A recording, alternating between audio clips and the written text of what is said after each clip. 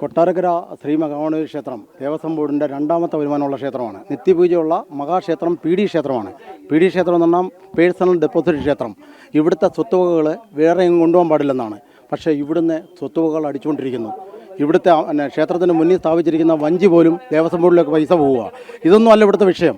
ഇവിടെ ക്ഷേത്രത്തിലെ ഏറ്റവും പ്രധാനപ്പെട്ട പ്രസാദം എന്ന് പറയുന്നത് കരിപ്രസാദവും ഉണ്ണിയപ്പവുമാണ്. ഈ കരിപ്രസാദം ക്ഷേത്രത്തിൽ നിന്ന് 300 മീറ്റർ മാറിയുള്ള ഒരു വീട്ടിലെ ബംഗാളികളെ കൊണ്ടുണ്ടാക്കുന്നതാണ് ഭക്തജനങ്ങളായ ആളുകൾ പരാതി പറഞ്ഞതിൻ്റെ അടിസ്ഥാനത്തിൽ ഇവിടെ ഞങ്ങൾ വന്ന് കണ്ടപ്പം ഇതെല്ലാം കൂടെ ചോദ്യം ചെയ്തപ്പോൾ അവർ ഇറങ്ങി ഓടി പൂട്ടി വെച്ചിട്ട്. അപ്പോൾ ഇവിടെ നാളെ ഞായറാഴ്ച എന്ന് പറയുന്നത് 1 ലക്ഷം ആളുകൾ വരെ ഗണപതി ക്ഷേത്രത്തിൽ എത്തും. അവിടെ പൈസ കൊടുക്കുന്നവർക്കെല്ലാം ഗണപതിയുടെ മുന്നിൽ നിന്നുകൊണ്ട് ശ്രീകോവിലിൻ്റെ ഉള്ളിൽ നിന്നുകൊണ്ട് പൈസ കൊടുക്കുന്നവർക്കെല്ലാം മേൽശാന്തിയും കീഴ്ശാന്തിയും മറ്റ് അമ്പലങ്ങളിലുള്ളവരുമെല്ലാം അമ്പലത്തിൻ്റെ മറ്റ് ക്ഷേത്രങ്ങളിലുള്ളവരുമെല്ലാം ഇലയിൽ പ്രസാദം കൊടുക്കും. ഇലയിൽ പ്രസാദം കൊടുക്കുന്നത് എങ്ങനെയാണെന്ന് ഭക്തജനങ്ങൾ വിചാരിച്ചിരിക്കുന്നത് രാവിലെ ക്ഷേത്രത്തിൽ നടക്കുന്ന അഷ്ടദ്രവ്യ ഗണപതി ഹോമം, ആ ഗണപതി ഹോമത്തിൽ തയ്യാറാക്കുന്ന പ്രസാദമാണ് തങ്ങൾക്ക് കിട്ടുന്നതെന്നുള്ള രീതിയിലാണ് അവർ കൊണ്ടുവന്ന് നെറ്റിയിൽ വിട്ട് അവർ അതിൻ്റെ ചന്ദനവും വാരി തിന്ന് ഗണപതിയോടുള്ള ഭക്തി പ്രകടമാക്കുന്നത്. എന്നാൽ ഇവിടെ നടക്കുന്നത് എന്താണെന്നറിയാമോ?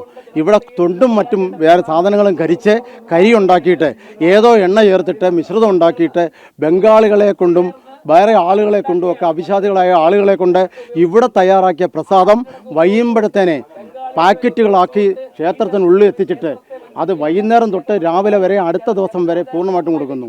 ദിവസവും നടന്നുകൊണ്ടിരിക്കുകയാണ്. ഇത് AC ഉൾപ്പെടെയുള്ള ആളുകളുടെ അറിവോടുകൂടിയാണ് ഇത് ചെയ്യുന്നത്. കാരണം AC പുതുതായിട്ട് വന്നതാണ്. ചിലപ്പം മാഡം അറിഞ്ഞു കാണത്തില്ല. പക്ഷേ AC ഓഫീസ് എന്ന് പറയുന്നതും AC എന്ന് പറയുന്ന പദവിയും ഒരു കണ്ടിന്യൂസ് പ്രോസസ്സാണ്.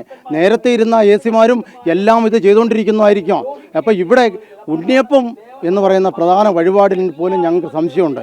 കാരണം അവിടെ ഉണ്ടാക്കേണ്ടത് വെളിച്ചെണ്ണയിലാണ് ഉണ്ണിയപ്പം ഉണ്ടാക്കേണ്ടത്. ഇന്ന് 500 രൂപയാണ് 1 കിലോ വെളിച്ചെണ്ണയുടെ വിലയെങ്കിൽ ഈ 125 രൂപ കൊടുത്താൽ പാരഫിൻ എണ്ണ കിട്ടും. പാരഫിൻ എണ്ണ വെച്ചിട്ടാണ് അവിടുത്തെ ഉണ്ണിയപ്പം ഉണ്ടാക്കുന്നതെന്ന് അവിടുത്തെ ജീവനക്കാർ തന്നെ ഞങ്ങളുടെ അടുത്ത് സാക്ഷ്യപ്പെടുത്തിയിട്ടുണ്ട്. പാരഫിൻ എന്ന് പറയുന്നത് പെട്രോളിയം ഉൽപ്പന്നമാണ്. പാരഫിൻ വെച്ചുണ്ടാക്കുന്ന വസ്തുക്കൾ കഴിച്ചാൽ ക്യാൻസർ പോലുള്ള മഹാരോഗങ്ങൾ വരും.